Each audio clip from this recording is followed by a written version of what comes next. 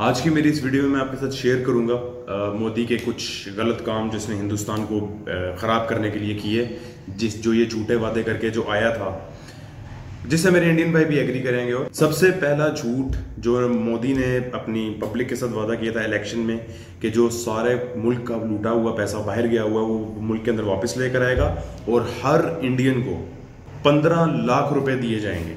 चलो 15 लाख रुपए तो नहीं मिले, वो 15 पैसे भी नहीं मिले, लेकिन वो जिस बेस पे मनमोहन सिंह को गालियां देते थे, जिस बेस पे वो कांग्रेस को गालियां देते थे, वो काला धन वापस क्यों नहीं लाया गया इंडिया के अंदर?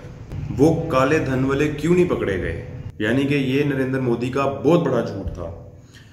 नरेंद्र मोदी ने वादा किया था कि करोड़ों नौकरियां दी जाएंगी। कहां हैं वो नौकरियां?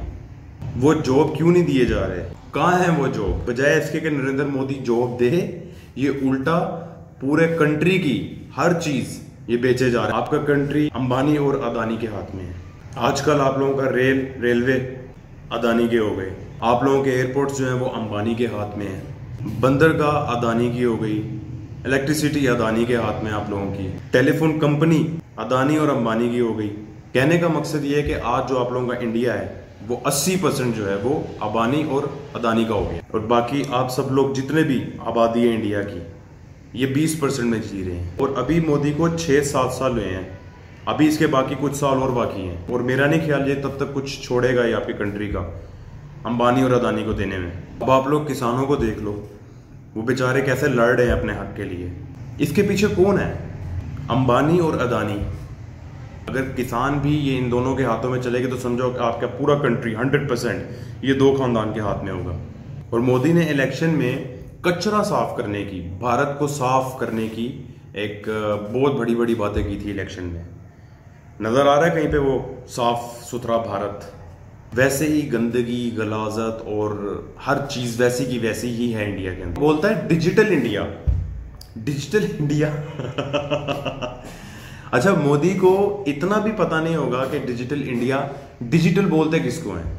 आप लोगों को भी पता है कि इंडिया आज से लेके 100 साल बाद भी डिजिटल नहीं हो सकता, पर नरेंद्र मोदी को ये अच्छे तरीके से पता है कि अंधभक्त जो हैं वो, मैं उनके सामने कुछ भी बकचोदी करूंगा तो वो मेरे ऊपर बिलीव करेंगे, वो मेरे ऊपर भरोसा करेंगे। तो वो कुछ भी बोलता है और कुछ भी फेंकता है इलेक्शंस में। और यकीन करो, मोदी से पहले कभी भी ये इंडिया के अंदर कभी भी हिंदू मुस्लिम नहीं हुआ था, लेकिन इस बंदे के आते साथ ही आपका इंडिया 2 हिस्सों में बढ़ चुका है। हिंदू मुस्लिम हर चीज उठाकर देख लो, हर चीज, हर मुद्दे को, हर प्रॉब्लम को उठा के देख लो, वो हिंदू मुस्लिम से जुड़ी हुई है। मोदी के आने के बाद इंडिया के अंदर लव जिहाद स्टार्ट हो गया। मोदी के आने के बाद ये गौ रक्षा स्टार्ट हो गई इंडिया के अंदर। और इस बात की समझ नहीं आती कि जब यूपी में गौ माता है तो फिर गोवा में वो बेचारी माता क्यों नहीं है? समझने वाली बात है ना यार, सोचने वाली बात है। अब गोवा में ये गाय काटने पे पाबंदी क्यों नहीं है? क्योंकि गवर्नमेंट तो वहां पे बीजेपी की है ना। पाबंदी इसलिए नहीं है कि गोवा में अगर पाबंदी लगाई तो गवर्नमेंट हाथ से निकल जाएगी। तो इस बंदे को अपनी सिर्फ कुर्सी से लेना देना है, इसको सिर्फ कुर्सी प्यारी है, इसको और किसी चीज से कुछ लेना देना नहीं है। क्योंकि उस बंदे को पता है कि ये हिंदू मुस्लिम गाय और ये लव जिहाद, इसकी बेस पे तो वो आया है। ये सब उसकी पॉलिटिक्स का हिस्सा है, इसी से उसको फायदा होता है, इसी से उसको वोट मिलते हैं। और नरेंद्र मोदी ने इंडियन मीडिया को पूरे तरीके से अपने काबू में किया हुआ है, खत्म कर दिया, ऑलमोस्ट खत्म हो चुका है इंडियन मीडिया।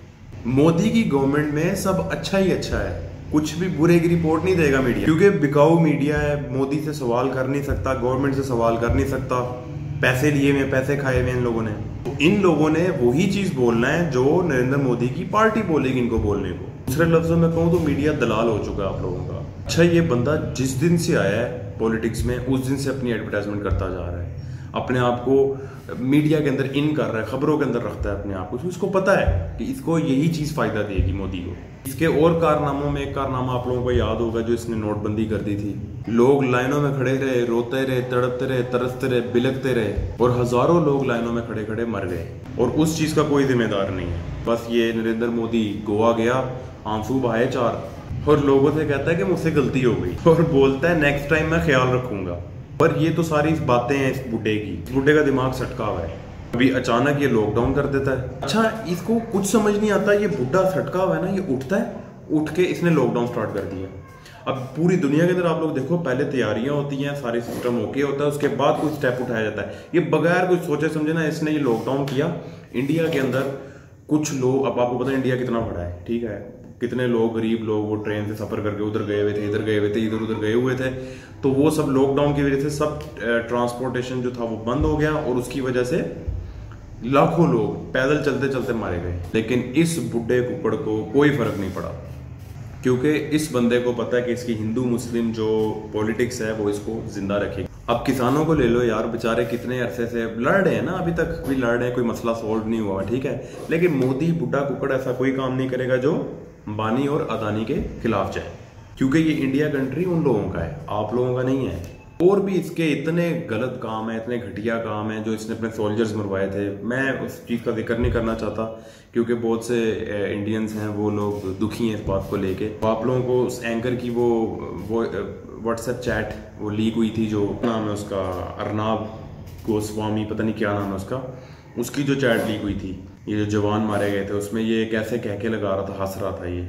हाँ, ये रेटिंग्स चाहते हैं, रेटिंग्स। लेकिन जो मर्जी हो जाए, इंडियन अवाम ने समझना नहीं है, वो आपस में लड़ते रहेंगे और नरेंद्र मोदी को वोट मिलते रहेंगे।